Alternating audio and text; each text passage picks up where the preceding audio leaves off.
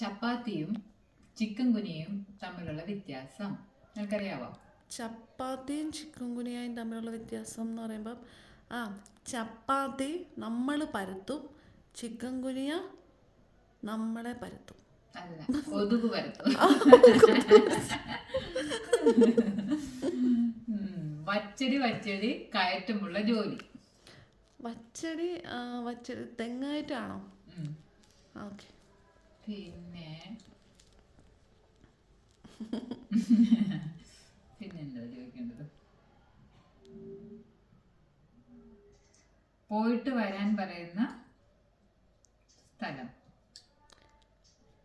പോയിട്ട് വരാൻ പറയുന്ന സ്ഥലം ഗോവ. പേനയിൽ ഒഴിക്കാത്ത മഷി. കൺമഷി. ഇത്രയും നേരം കൊണ്ട് ഇത്രയും കാര്യങ്ങൾ എടുത്തോ? അപ്പൊ എനിക്കിതൊക്കെ അറിയാലോ. നീ ബ്രില്യന്റ് അല്ലേ? പിന്നെ ഇത്രയും സിമ്പിൾ ആയിട്ടുള്ള ക്വസ്റ്റ്യൻസ് ആണോ ഇത്രയും നേരം എൻ്റെ അത് സെർച്ച് ചെയ്തിട്ട് കിട്ടിയത്? ഞാൻ നിന്നോടൊരു ക്വസ്റ്റ്യൻ ചോദിക്കട്ടെ. നീ ഒരു ബസ് ഓടിച്ചോണ്ട് പോവാണ്, കേട്ടിട്ടുണ്ടോ എന്ന് പറയണം. നീ ബസ് ഓടിക്കുന്ന പലത് കേട്ടിട്ടുണ്ട്.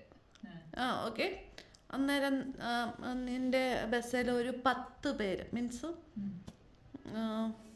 10 പേര് അതിൻ്റെ യാത്ര ചെയ്യാനായിട്ട് കയറി.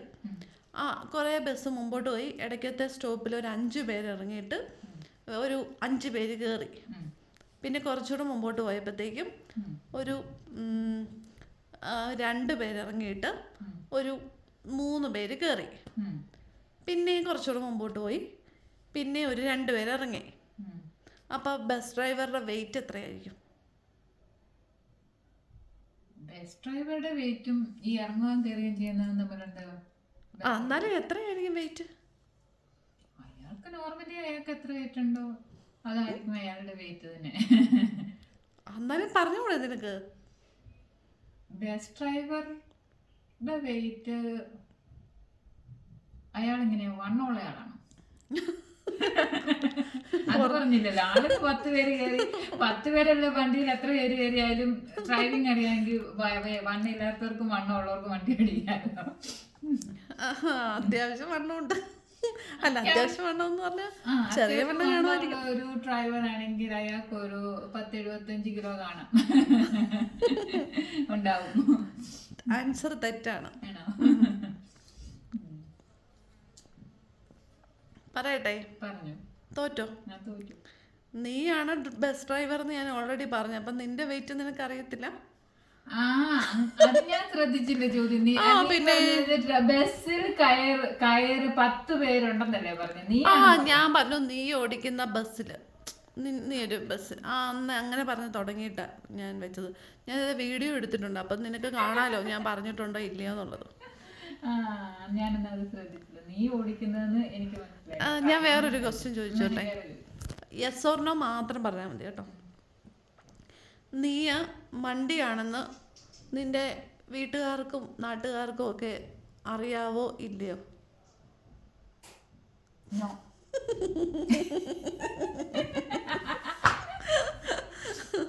അറിയത്തില്ല അല്ലേ? അപ്പൊ രഹസ്യമാക്കി നീ അത് വെച്ചേക്കുവാണ്. ഓക്കെ, അതെനിക്ക് മാത്രം അറിയാവുന്ന കാര്യമാണ്. ഞങ്ങൾക്കും അറിയാമായിരിക്കും. പിന്നെ വേറൊരു ക്വസ്റ്റ്യൻ ചോദിക്കാം. നിന്റെ 2 കയ്യിൽ എത്ര വിരലുകളുണ്ട്? 10. അപ്പം നിന്റെ 10 കയ്യിൽ എത്ര വിരലുകളുണ്ട്? എനിക്ക് 10 കൈയില്ലല്ലോ. ഓ സോറി, ഞാൻ തെറ്റ് മാറ്റിയിരിക്കുന്നു. 10 കയ്യിൽ അപ്പം എത്ര വിരലുകൾ കാണും? 10 കയ്യില് 10 പേരുടെ കൈകളിലാണ്. നിനക്ക് ഞാൻ ചോദിച്ചത് 10 കയ്യിൽ എത്ര വിരല് കാണുമെന്ന് ചോദിച്ചത്.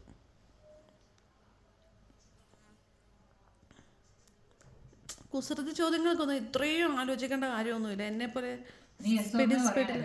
ഇല്ലില്ല. ഇത് ഞാൻ ആൻസർ പറഞ്ഞ മറ്റേതാണ് ഞാൻ എസ് ഓർ നോ പറയാൻ പറഞ്ഞത്. 10 കയ്യില് 10 വെച്ച് 100. ഓക്കെ, പൊട്ടത്തെറ്റാണ്. എടി, ഒരു കയ്യില് 5, അപ്പൊ 10 കയ്യില് എത്രയായിരിക്കും? 50. പിന്നെ എങ്ങനെ 100 വന്നത്? കയ്യിലെന്ന് പറഞ്ഞ രണ്ട് നിന്റെ കയ്യിലെന്ന് ചോദിക്കുമ്പോ നിന്റെ ആയിരുന്നില്ല, 10 കയ്യിലെന്നാ ചോദിച്ചത്. വീഡിയോ എടുത്തിട്ടുണ്ട്, അതുകൊണ്ട് നിനക്ക് വേണമെങ്കിൽ ക്വസ്റ്റ്യൻ ഒന്നുകൂടെ കേൾക്കാം. ശരി. ഓക്കെ, പിന്നെന്നാ ഞാൻ ചോദിക്കേണ്ടത്? ഓക്കെ, മമ്മൂട്ടി, ദുൽഖർ സൽമാൻ മമ്മൂട്ടിയുടെ മകന്റെ ഡാഷ്.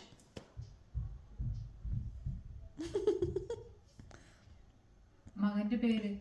ഓ, അങ്ങനെ നീ അവസാനം വിജയിച്ചിരിക്കുന്നു. കൺഗ്രാറ്റുലേഷൻസ്.